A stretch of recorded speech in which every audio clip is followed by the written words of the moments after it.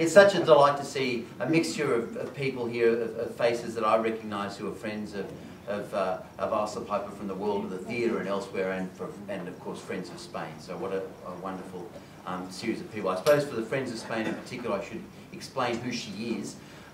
She grew up on a sheep farm, as all Australians do, and then she was a star of Neighbours, as all Australians are. But she's gone on to be a great star of the theatre and she's one of those annoying people who's very good at a lot of things, and she's been a great actress in this country and a great writer. She won the inaugural Patrick White Award for one of her plays. She's now written this book. She's written she's adapted the Duchess of Malfi, which is on at the moment with Belle Shakespeare. So she's a very accomplished woman, and yet she still wanted to walk across Spain. How can that be? I wrote a letter saying, I will walk off your sins, and I sent it out to people who'd been sponsors of my theatre projects and also to friends, and then it kind of got passed on to people I didn't know. And sin's a really interesting word, because some people hated the idea and told me why, and some people got the idea, and my intention was to write a monologue for the theatre. And so I got the sins donated to me, and off I went. I mean, people paid you a little bit of money towards your trip for carrying their sin, as is traditional. Yes, they did. In fact, that was really interesting, because the martyr in me, and the one whose I suppose sin is pride, really found that difficult. I didn't like to ask for help, I didn't want to ask for help, and I didn't want to ask for money, but of course people did point out that that would be martyrdom, and that would be... Your own sin. Yes, that would be really most unattractive. But then I got sent something that someone characterised as sloth, but he was actually talking about not having intervened in the suicide of a friend. And I was starting to realise that I'd taken on a bit more than I could probably chew easily. And then the one that really, I suppose, went straight into my heart was from someone who confessed to having had an affair with their best friend's husband over a period of time, and said, it's in the book, but paraphrasing, that she'd done everything she could to deal with this over all this time, but that it had not been possible for her to form a relationship because she felt what she was carrying from this action had stayed with her. So it stuffed up her own emotional life from then on. Yeah, had somehow affected that. And I remember that she said, you know, you take it, maybe you'll know what to do with it. And that was the thing that I thought, I'm actually doing something that I hadn't counted on here. I'm dealing with much bigger things than I had imagined. Because I understood that those sorts of things had taken courage to reveal, and I understood that I couldn't afford then to take them lightly. I couldn't afford to just go on a project. I had to actually engage. Anger was the most popular. The one that interests me that wasn't given, which I think is funny, is greed. Because I think greed's kind of... The people who suffer from greed wouldn't give you the 10 bucks to help you with your travels. They're a self-defining group. That's right. See, I thought of helping you, and I thought, no. No, I'm too nice. So I started in Granada, which is down in Andalusia, and no one walks that road. In fact, the only other story about that road is by another Australian called Tony Kevin, which is called Walking the Camino. And I don't know of any other books about that road. So why is this so less popular than the other one? Well, there's not the support along that road that there is on the Camino Frances. There are hostels, there are refuges. You know, you can be a pilgrim along there and pretty much guarantee you'll find a place to sleep and all those sorts of things. This road, even the people who live on this road, they would say to me, what are you doing? Where are you going? And I'd say, oh, I'm walking the Camino. And they'd say, no, no, the Camino is up there. Mm-hmm. So a lot of them didn't know that they were living on a Camino road. It was the first day of Act 2. So Act 1 had ended in this lovely town, city, beautiful city. The cities are also different, called Merida, which was a Roman city that was like a capital they'd built for Rome. And I thought, yay, I'm into Act 2, and although I know it's going to be a more populous section of road, I'm on my own. Well, first day out, I met the amigo, who was a gorgeous, smiling, gregarious Spaniard, and who wanted to company. Oh, the other thing to say is there were no other women walking, and certainly, even as we got closer, there was never another woman alone. So I think a lot of the men, in fairness, wanted to make sure I was okay. But he decided he would walk with me. And I was, again, sort of, by turns, furious and enchanted, because he was very attractive and fun and gave me poetry and, you know, it was really lovely. You're not allowed to commit any sin you're carrying. I think you've forgotten that bit. Yeah, I did. I mean, I didn't forget it, because he was very, I was made very aware of it by being around him. I mean, there's no... The thing about walking too is you're in your body, you know, it's all body. It's kind of, in one way, it's all you're dealing with. And so the body is very alive. So you have this person who is mentally interesting to you, but also you're both in your bodies. You become sort of two animals. So the chemical attraction stuff is absolutely potentially there. And also, he was and is a very gorgeous person in here. Yeah, you have told us. Oh, sorry. Sorry, I mean... But I mean, the thing that, you know, there's no rescuing moment like snoring. And there was a great night. When we got to this section of the road, we were in refuges where there are lots of people sleeping in the one room. And this night there were just two of us in the room, which did make it kind of intimate in an uncomfortable way. But it was a great moment, just as I was lying there thinking what I could do with him. He snored, you know? Passion killer. Didn't find it at all attractive? No. And you know, the verb in Spanish is roncar. Is that not, I mean, does that not sound like snoring? It doesn't. And Act 3?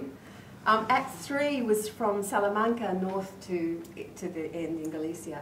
And that was, I suppose, the act in which I feel like my sin really got dealt with. I had two beautiful Italian gentlemen in their 70s who decided that they would take me on. And they, you know, it took me 51 years to learn this, that the opposite of giving is not, I can't even remember it when I say it, the opposite of giving is not taking but receiving. Mm-hmm. That's really hard for me, and those guys actually taught me how to receive. But what about spiritual growth? Because religious people, of course, they think that's the point of a walk like this. Did you feel anything of that side of it?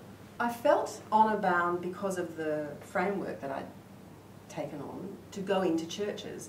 Because I did grow up Catholic, but loosely Catholic, I suppose, because Mum was divorced and her religion was kind of Aboriginal spirituality, and so I had a bit of an odd dance with that. So, but I felt like I had to go into churches because of what I said I would do.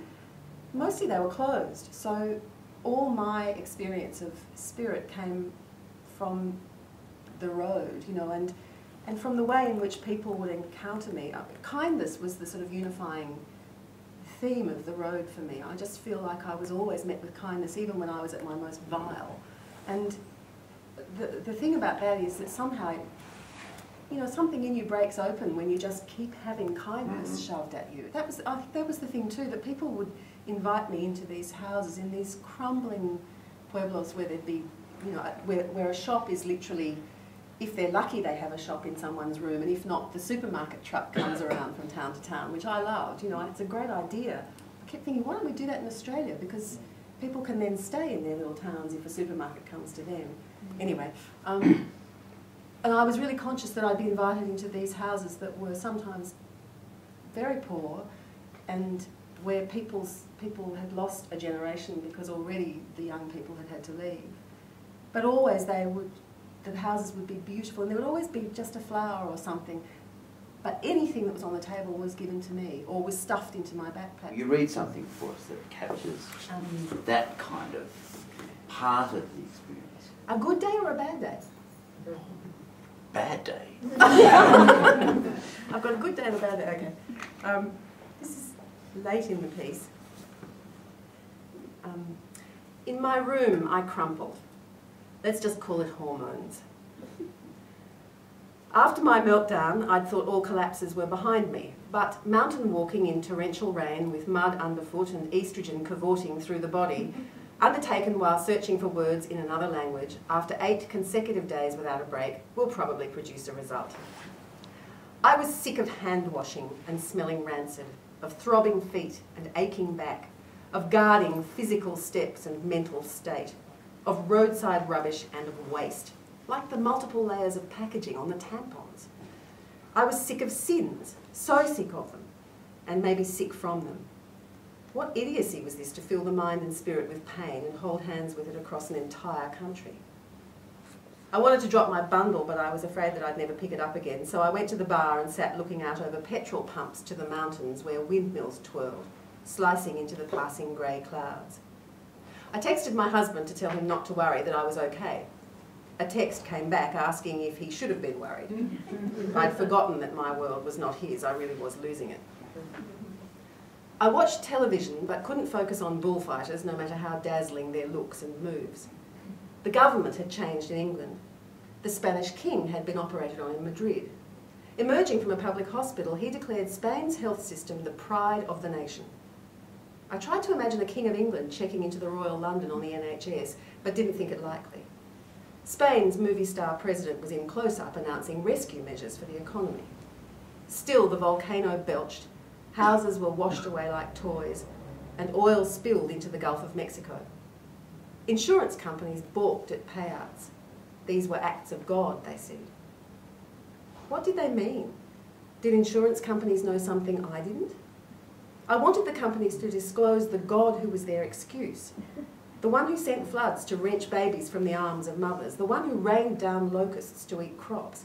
The one who shook whole cities until people were pulp under buildings. The one who washed away continents of topsoil where food had grown. A wanton God, this God of insurance. Outside, the grey stayed. Fog closed in. Niebla. I hadn't had a rest day since Salamanca, 9 days earlier. Since then, I'd travelled far under threatening skies and in mucho company. I was numb, aside from a dread that as I approached Santiago, I was no wiser. I hoped my sinners were faring better. My great fear was always that the walk would prove pointless, that I would make no discoveries, learn nothing, and waste the time and faith of my supporters. Worse, that I might have asked them to own up to painful self-truths only to return with no offering. The fear that the whole exercise might be empty was too terrible. What if there was no point to all this plodding? In broad strokes, what people reported was that because they'd handed this thing over, it made them think solidly for 6 weeks every day, she's out there somewhere thinking about what I gave her, so I'd better think about it. And so I think there was a period of intense reflection for most of the people who gave me something to carry that perhaps they hadn't expected either. But there were certainly changes. One that happened that I found out about just 3 weeks ago was I was at a book signing and a lady came up and presented me with a book and she said, "Would you sign it?" And I said, "Yes, who should I make it out to?" And she told me her name and I literally gasped because it was the lady who'd given me Vengeance. And I'd never met her. The one who wanted to vengeance against the woman who had the affair with her. Yeah. Okay. And it was a full-on kind of confession, and there she was, this beautiful creature smiling down at me, and I said, because of course there's other people around, and I said, "How are you?"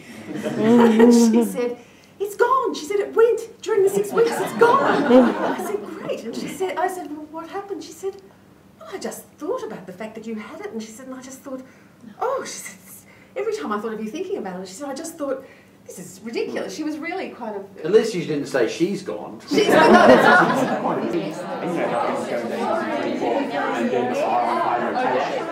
and the thing, quite a lot of filming in winter,